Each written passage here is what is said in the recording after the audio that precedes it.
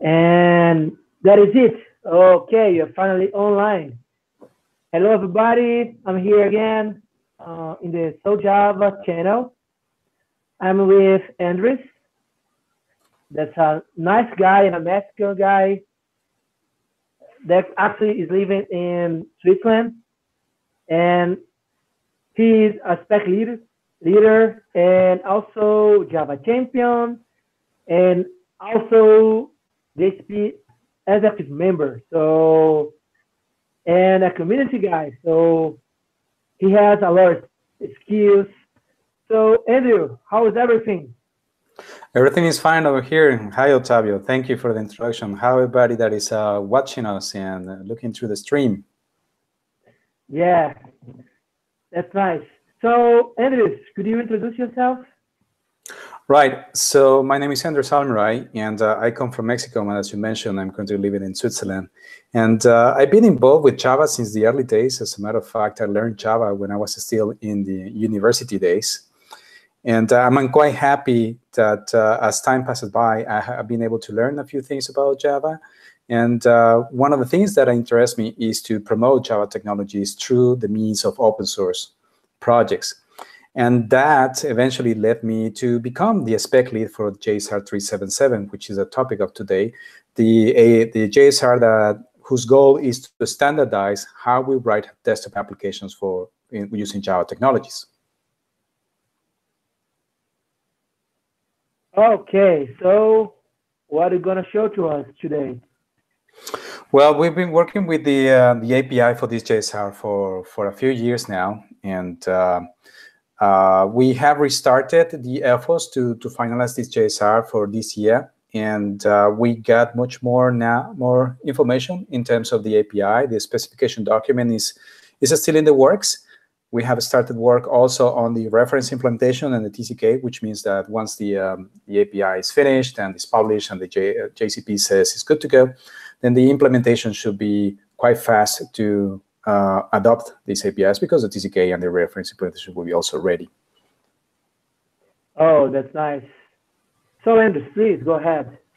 And I'm going to share the screen, and for everybody that is watching live, in case that you have any questions, please let Otavio know through the chat. We're going to have some time at the end of the session for questions, but if there's something that you really must know at the moment, please let Otavio know, and perhaps we can interrupt it immediately and try to answer the question as soon as possible. I'm going to share my screen and then put the slides. And here we go. So JSR 377, what it is, and what does it mean for Java developers? So we already did a few things, say a few things about myself. Yeah, so we can skip this slide and this other one. The most important thing, I guess, in this one is that I'm the specification lead for the JSR. Otavio is also a member of the expert group. We're looking forward to all the feedback that the Brazilian Java community can give us if you want to do it directly, or you can do it through Otavio. That would be great. If you are still interested in writing Swing or JavaFX or any other kind of Java desktop applications. So, standardizing how Java desktop applications work is not a new thing. As a matter of fact, there have been a couple of previous attempts to do this. The first version in the early days of the JCP was JSR 193, called the client-side container. The idea behind this is what was J2EE at the time. Again, it was what we know as Java EE today, or E4J in the future. You had an application that run, well, actually, an application server that run applications on containers, and you got managed beans and a lot of things that will allow you to write an application. Now, we know that Java EE actually took off, and there are a lot of people around the world that make use of Java EE technologies. For the case of desktop, that wasn't the case, and this JSR was left pretty quickly. Then some years later, we got to 96, the Swing application framework, which had a completely new approach on how to create applications, but only targeting the Swing UI toolkit. This time, there were already two main toolkits, Swing and SWT, and a few small others, but well, the spec lead decided only to target one. They had an interesting set of ideas. Sadly, the spec lead left the project alongside some other members of the expert group. So the interest in seeing these APIs finalized and standardized didn't happen. At the same time, we got JSR 295, which is beans binding, allows you to move data from one component to the other, and both components of either of the two components could be UI-based. And this was kind of the inspiration for what we now know as the JavaFX binding API. JSR 296 had the following goals. It was a little bit small, but it had an interesting idea. So have an application lifecycle that every application will share. So it will be very, very easy for you to understand how an application should work. And if you want to, or if you need to work with a different project that follows the same APIs, it will be very easy for you to find your way around. It will also try to use localized resources and resource injection.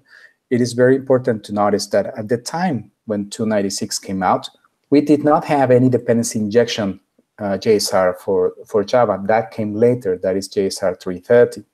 And in case you're wondering, the JSRs take their number sequentially. So 330 comes after 296.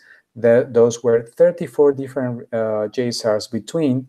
So that took some time for dependency injection to be standardized in the Java platform. So it was quite new at the time when this was proposed.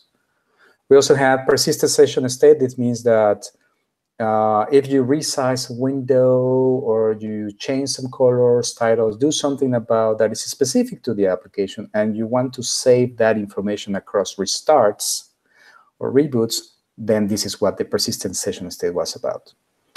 The loosely coupled actions perhaps is the most important one, because you need to identify two kind of things regarding the actions that you execute on an application. One thing is the action itself, the code, the behavior, and the other is the metadata associated with it. It could be a name, an ID, or any other kind of thing that you will use in order to represent visually the UI or handling the state as well, such as the end state. So that's pretty much it. And as I said before, well, the interest in this JSR dwindled across the years, and well, nothing happened. So now that we look at, well, this year, we have a big space of different UI toolkits working in the Java platform. It's not just Swing or SWT as the most popular ones, but we also got JavaFX, which has really, really good support and has lots of components.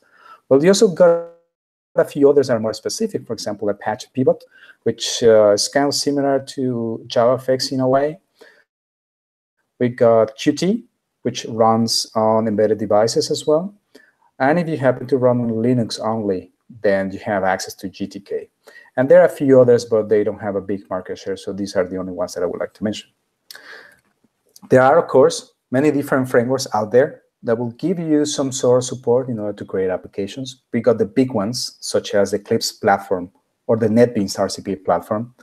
These not only give you the capabilities to create an application, but come with a lot of information and a lot of added value, such as the plugin mechanism and a modular system and so many other things. Then we got, I would say, the medium-based frameworks, such as the Griffon framework and Basilisk, and in which case I'm going to say that I'm quite biased because I am the founder and of these two frameworks, and we will talk about that in just a moment. But we also got Glue-On that you might have heard in the past.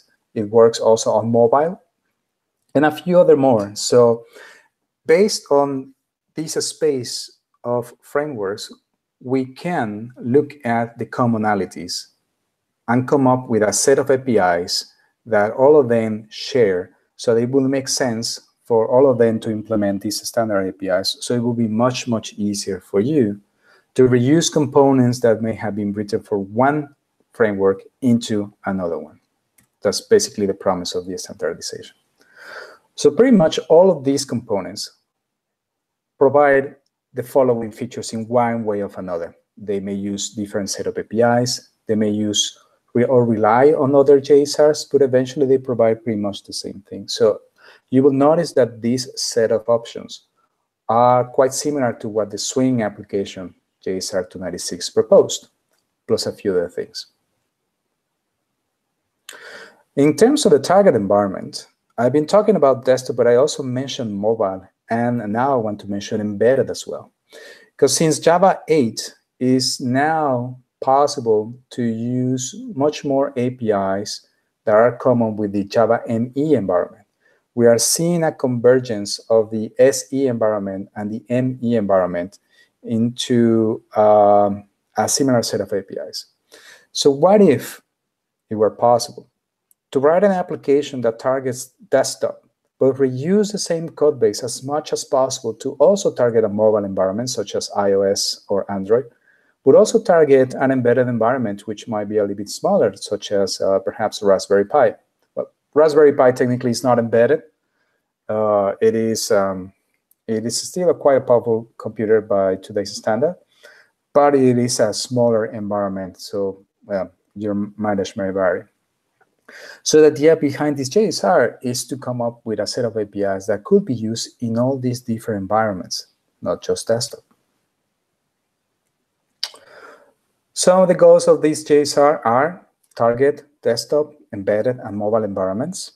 Support different toolkits, not just one. In this could have been Swing, could have been JavaFX, but we want to support both of them.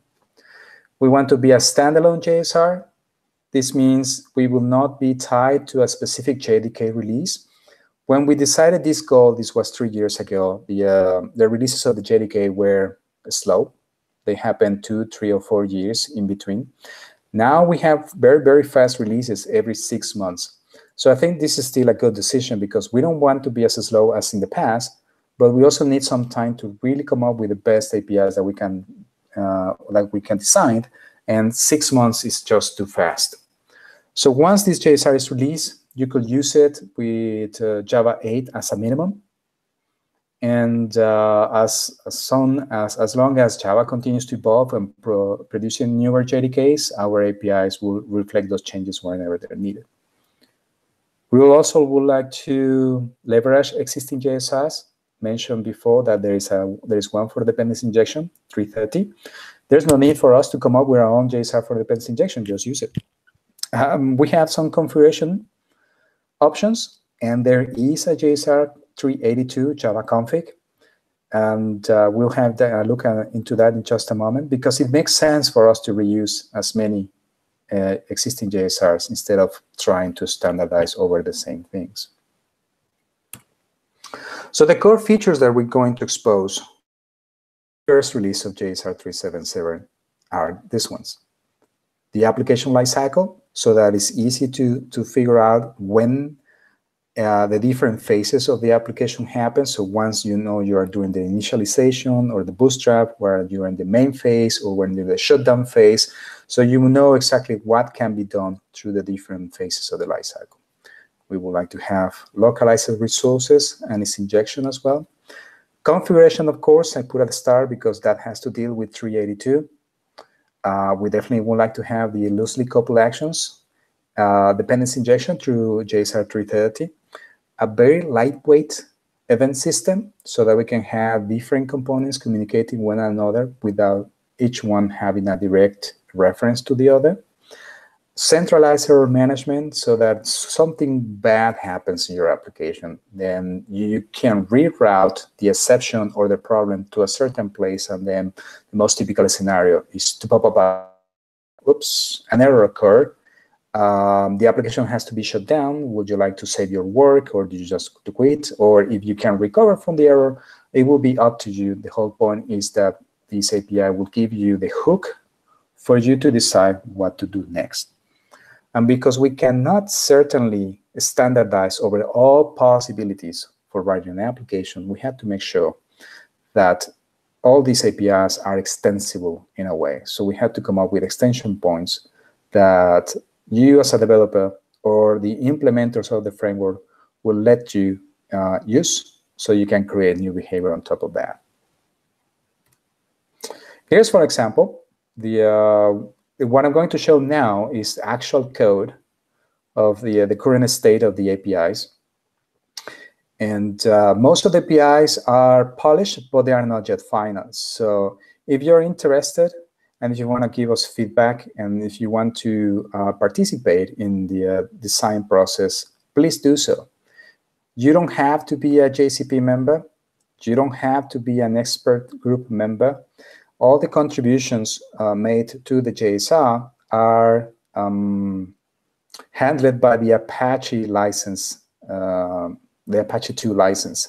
But if you make sizable contributions, we will certainly ask you to join the JCP through the standard means and do the proper contribution. So here we have the application phase. This is one that will tell you which is the current state of the application. Where is it going?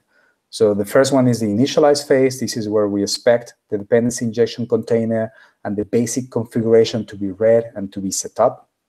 Then we got the startup phase. This is where the components start to come together. They get initialized. Maybe you have some eager components, some other kind of early initialization. It goes here. The ready phase is where we are just about to show the main screen. And in many UI toolkits, we need to wait for the event queue that processes different UI events to be empty of any events so that we can continue to the next phase. This is the way that we can tell, for example, if there is still a splash screen with some loading screen and displaying some events. Well, here we can wait until everything is done, and then we show the main screen and we turn into the main phase. The main phase is where your application will spend most of the time. And whenever you're ready or the user decides to quit your application, then the application turns into the shutdown phase. And once it's in that phase, there's no way back. It's just gone. The application quits. That's basically it. You will use this phase to determine in which state you are. And there has to be a base interface for an application. Now, we don't expect end users and developers like yourselves to write an application subclass. This is something that the implementation framework will give you. It will have access to the different lifecycle phases of an application, like you see here, the initialize, start, ready, shutdown. It will also have the capability to add something like shutdown handlers. These are components that can be queried if the application can be shut down. And if it's shut down, then you perform some work. Now, let me show you a quick example of this. I'm going to show you some code, but this code is not yet turned to JSR. This is the proposed reference implementation called the Griffin framework. I'm going to go into the shutdown code. I will show you share the link with you of this code base as well. It's going to run the application, and this is a very trivial application. It has some main content.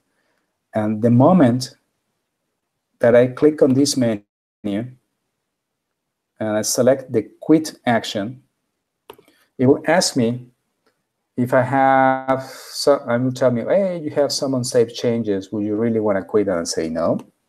And it says, yes, I want to quit. Then I select yes. Okay. And that's done. And you say, well, what's the thing? This is quite trivial. It's quite simple, isn't it? Well, let me show you the code. The controller, this is the one that handles the action. Quit action. That controller looks like this. It's just this. And notice that it calls shutdown on the application instance that we're getting at. So who is displaying the dialog? That will be this shutdown handler, we custom one that we have here. We see some usage of dependency injection. You can use it with constructor injection or field injection or setter. It's the same as long as standard JSR 330.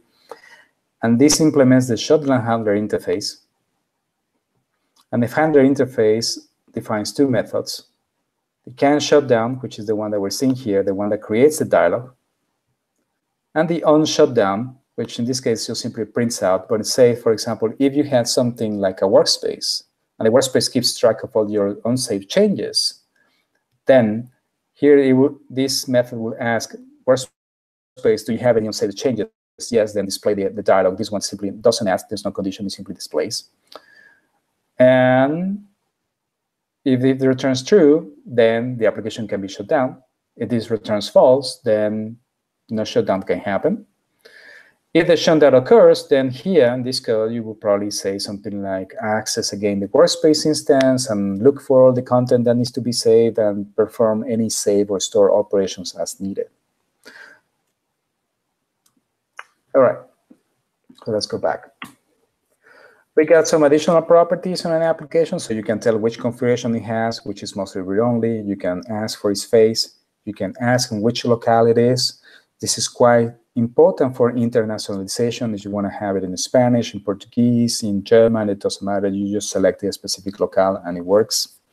If you also want to know what are the starter arguments of the application, if it was started on the command line or as an applet or some other means, then you will have access to this information as well. In terms of writing desktop applications with Java, it's very, very important that we mind the usage of the UI thread. In different toolkits, the UI thread works in different ways. For example, in the case of Swing, there is already a method that can tell you if you're running inside the UI thread or not. Pretty much every UI toolkit has a specific thread on where UI operations must occur. Swing also has the notion of invoking an action immediately inside the UI thread and blocking the thread. This is Swing utilities invoke and wait. And it also has the capabilities to run asynchronously, such as Swing utilities invoke later. In the case of JavaFX, there is no way to tell if you want to run an operation inside the UI thread and wait for it. Although there is some private API to make it happen, and many open source projects that relied on JavaFX as the main toolkit have come up with their own solution to provide this. So it actually makes sense to also standardize on this one. And as we can see, pretty much every other UI toolkit has the same capabilities. The last one, Lanterna, if you haven't seen this one, it's kind of like a character display. If you're used to Linux and know the ncurses library for creating menu-based applications on the console, this is pretty much the same thing, 100% Java. And for some reason, this one does not provide any asynchronous behavior. But anyway, say that we standardize on these three operations, we have come up with the following interface. You can ask if the thread, the current one, is the UI thread. You can run code inside the UI in an asynchronous way or asynchronous, so you simply supply a runnable and then it's done. If you happen to run code synchronously, that means you're currently blocking, then you can wait for a result. That will be the for method, this one that returns an R. You can also, you will also would like to execute code, ensure that it's outside the UI thread. So that's what we have the first method, execute outside UI. You supply a runnable. And this method has a special condition. If the current thread is a UI thread, then it will execute the code in a different thread. They will use an executor service or something. This is up to the implementer. But if it's already outside the UI thread, it should execute the code in that current thread as is. Whereas the other variant, execute outside UI async, this will always make sure that you run the code in a different thread regardless of where you are currently being executed. Then we have two other variants in case that you're using Java 8 and promises, completion stage. The completion stage is the interface that defines the behavior of what a promise should be. And we have a concrete implementation called completable future. So these two methods will execute an asynchronous call outside or inside the UI thread. And you have access to this object, this promise, in order to register callbacks when the operation that you requested to be executed has finished successfully or it encountered a problem. We also got support for internationalization, not just about the locale, but you can grab messages, you can resolve messages based on keys and arguments. If the message is not found, then we got the variants that throw a message, an exception, so there's no such message exception. We also got the variants that will take a default value so that if the value is not found in the configured properties or message resource bundles, then you return that. And there are lots of combinations that may or may not take additional arguments, whether it's an object array or a list of objects, and an additional locale so that it does not rely on the default locale of the application, but some other locale that you want to use on the spot as a one-shot. We also got resource injection. For this, right now, we're looking at creating an interface that looks like this. It's injected resources, and we will see if we will change, because let me show you what's coming next. This is what we thought in the beginning. You have some class, some bean, some model class, some component on which you want to inject a UI resource, such as a gradient, or a color, or a paint, or a texture, or something like this. So you will use injected resource, and the implementation will resolve this to the right thing. But you could also do it this way. Use the add inject annotation from JSR 330, and use another qualifier. The add resource might not be a good name because there is already an annotation like that name, but a different package. But the idea is to, instead of having a custom annotation that does everything, which is identify the injection point and provide additional metadata on the injection point, you could have something like this. Add inject is always an injection point, and the add resource will give the additional identifies the resource itself. It tends to go with this because if we were to use JSR 382 for configuration, they follow a similar pattern. You can inject configuration values using add inject, and another annotation at this moment called configure property, which will give additional metadata on the property itself. So this will be a good point for people to suggest feedback, whether they prefer this version, which is more consistent with the others, or this one, which is simpler. Then we come with the actions. This API is all pretty much formalized. Basically, you will have a component. It could be a controller. It could be a presenter, if you like the model view presenter pattern. It could be a view model, if you like the model view model pattern. It could be any other class that doesn't have to follow the conventions of controller presenter. The thing is something that has methods annotated with action handler.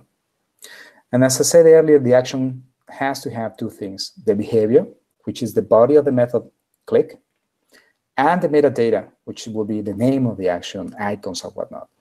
If there is no additional metadata, then the name of the action will be the name of the method.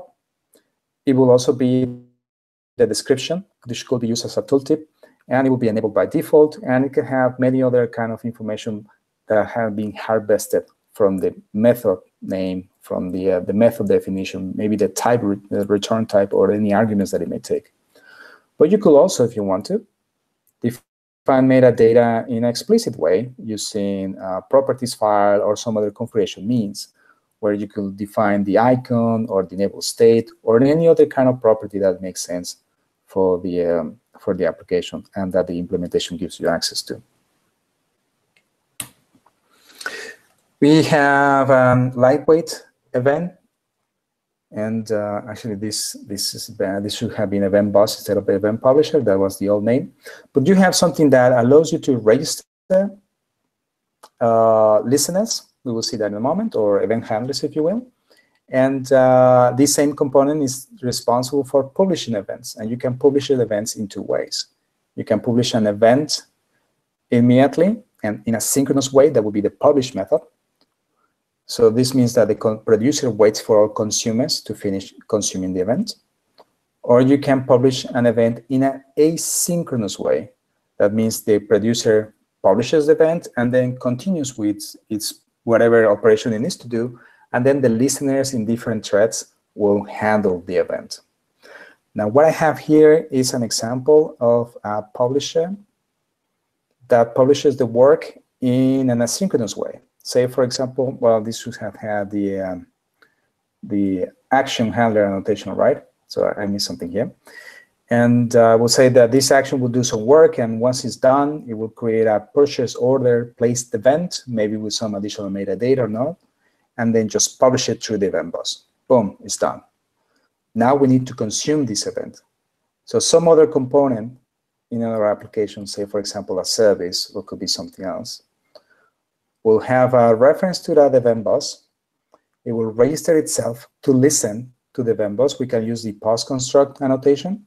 This is quite common with combined with dependency injection. And we also use the pre-destroy annotation to make sure that we unsubscribe from the event bus so we don't leak any memory. We are good citizens. And then the last thing is the method that handles the event. The important thing is one, the annotation and the argument, the type of the argument. The method name could be anything you want to. Now this event handler will be invoked in a different thread than the consumer, because we saw that the consumer has published asynchronously. We had some discussions whether the asynchronous behavior should be placed on the consumer or in the producer, and I think it's better that if you specify from the producer's point of view, if you really need to wait for the consumer or not. Now, nothing is stopping you from using the UI thread handler or any other threading construct to continue invoking this code again inside UI thread or in any other thread, regardless of what the producer said. So that's the advantage of putting the asynchronous or synchronous behavior on the producer. Then we come with the configuration API, which typically we think that configuration is read-only. Once you read it from a source, then it stays like that. The configuration sources will be discovered from the class path, and a configuration source may use any available format that will be common to you. For example, if it's a case of textual properties files, XML, JSON, YAML, or some other text format. Or it could be code. It could be a Java resource bundle. It could be a Groovy script or a Kotlin script or some other kind of actual code that will give you access to the properties. Because of this, because of the second type, you might need type conversion between if you're expecting a Boolean, but it's actually written as a string, or it's some other kind of type. Well, you need that conversion. We would like to support two modes. The explicit one, that is, if you have access to a configuration instance, think of a configuration instance as a key value pair or like a hash map. Then you simply grab the value and then you're done. You might need some type conversion or not, but you're done. Or you want to use an implicit way, which is using injected values via add inject and the add configuration annotation. And we have our own annotation right now called add configure, because the question is, what about JSR 382? They are also currently working on standardizing how to do configuration for every kind of application, whether it's Java SE or Java EE or ME, it doesn't matter. The problem that we see right now, even though it's quite good, so what they're coming up is it really serves the purposes of configuration. There is an API which is not really compatible with what we expect, which is the converter API. Their converter expects that the source type has to be a string. And the target type could be anything you want to. It could be the Boolean, an integer, whatever is needed. But in our case, we want to reuse the converter API to also convert resources. You may define an icon or a texture or a gradient in a textual way. So the input will be a string. And then you transform that into the right object. If this is the case, then their converter API is fine. But if you define the source of those resources in a Java resource bundle or some other code, then you may create the gradient as is immediately. You will have the live object. So why would you be forced to translate that into a string to convert it back into the real object? That makes no sense. So we need a converter that can take any type as an input and return any other type as an output. This is the reason why their converter API is not usable to us. If we use their converters, it's only usable for configuration, and we will have to create our own converter API for resources. So having two different converter APIs for the same application is not really a good idea. So we have to come up with some compromise, and this is something, an area that we're still looking at. See if there's something that we can integrate with JSR 382, as both APIs are not yet final. That's a good thing. I have some additional resources for you in case that you're interested. The first link is the official page of the JCP, of JSR 377 in the JCP page. We have the current set of APIs available on GitHub. This is the place that you can use to play around and look at what we have. This is also the place where we got the TCK and a few other artifacts. We got a website for the JSR. We got a mailing list. We got a Twitter handle, and we also got an online channel on GitHub that anybody can join and provide feedback. Everything that we're doing is definitely open source. The specification will be double license, so it will use the JCP license, but also be using Apache license. So anybody should have access, free access to the source, to the specification document, and to the TCK. This will make it very easy for implementers to provide a framework on top of the APIs. And for you as end user developers to consume said APIs, whether you are producing open source code or commercial code, it will still be the same. The APIs and the TCK and everything else to you without any problems. So I normally discuss this kind of topics online. I have started a new is in English. The second link is the same content in Spanish. Sadly, I don't have any content in Portuguese. I can read Portuguese, but I definitely cannot write. That would be a very bad disservice if I were to start writing something with that. But perhaps in the future, I could provide some Portuguese-based content, or Brazilian Portuguese actually would be better. If anybody would like to help me, then help is always appreciated, and especially feedback. So with this, this is pretty much all the content for you. I have a few other set of applications and other set of things that I could show you. But if you have any questions, then now will be the time. Octavio? Okay, you have 4 questions. Okay. The first one is, how is the integration among the other JSRs? So what will be the integration with the other JSRs? The first one is dependency injection, that we use it as is. There was a mention of trying to use the beam validation. This is, 303. And I'm happy to say that there's nothing special that needs to be done in 377 in order to support 303. If you want to use domain models or domain classes with validation using the validators from 303, you can use it as is. There's nothing special. There's nothing that needs to be done in 377. We still, again, have to see something about 382. If you want to use JCache, which is 107, or I don't recall exactly the JSR for security, but you can still use it as is. You want to use Java Money 354, or you want to use the time and units, which is 3. Use them. There's nothing special that will stop you from reusing existing JSRs. Oh, nice. The second one is, can we use this JSR with the new CDI 2.0 that has support to standard edition? Yes. The goal for this JSR is to use dependency injection and as a minimum. So CDI builds on top of 330, of course, gives more features. And there's one expert group member that is very keen in providing a different version of the reference implementation or another implementation that targets explicitly CDI. So there will be a good set of examples showing how you as a developer can use CDI directly, whether there is an implementation coming from some other company or some other project, or it could be this one that this expert group member will explore. Okay. Is there any support to external resource? For example, I'm using my desktop application. Do I to connect to web rock JSR or something like that?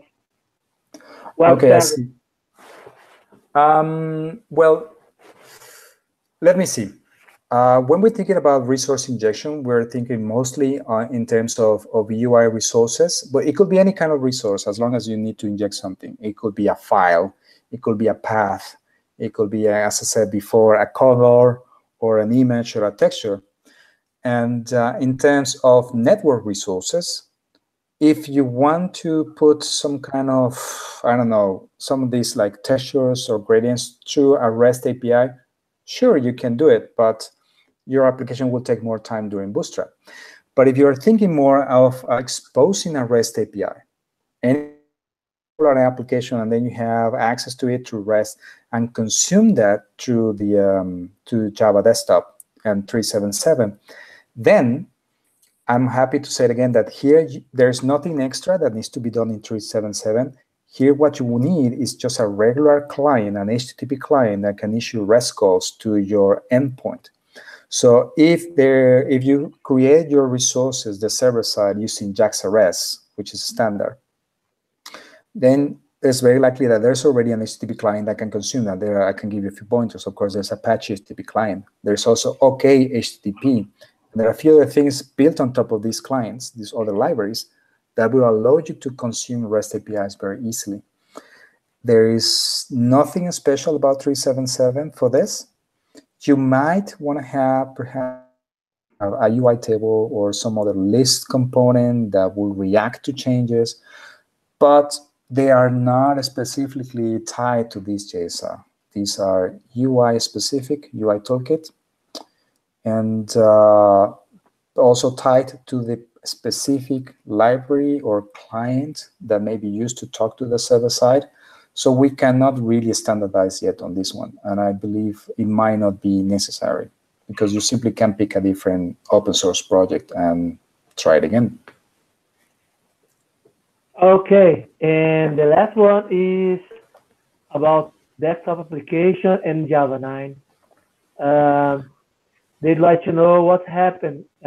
It seems from Java 9, they just can run application with 64 bits. Is that true?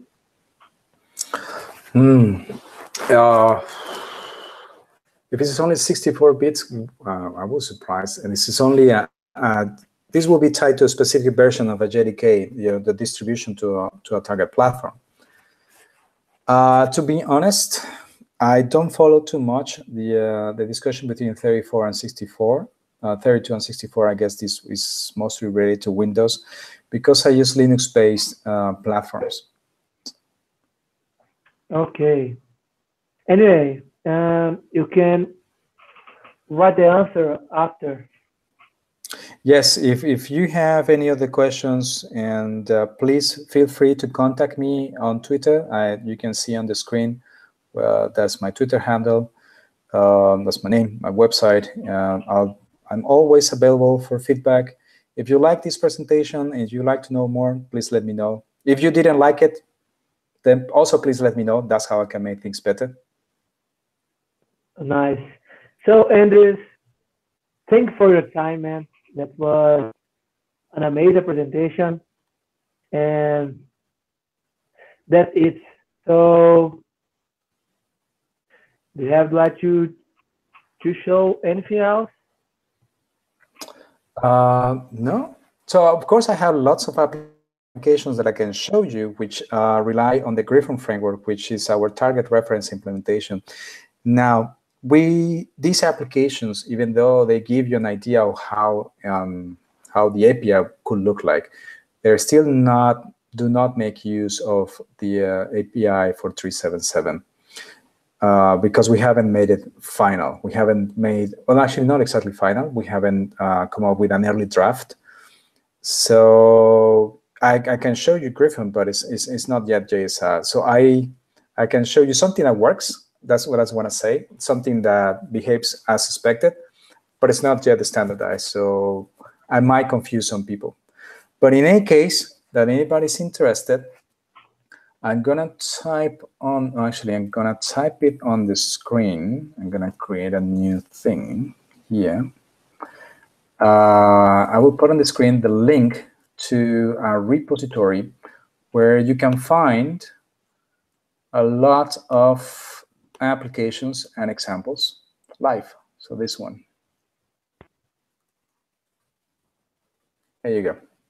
You can see an example of using security in a login example, how to create a custom splash screen, and how to use bindings, how to use Kotlin as a language, or Java, or Groovy, and how to use persistence, whether it's a Spring, or Juice, or different other things, Hibernate, you name it. There are so many different examples that you can have a look at. And everything that you see here in this particular link is open source as well.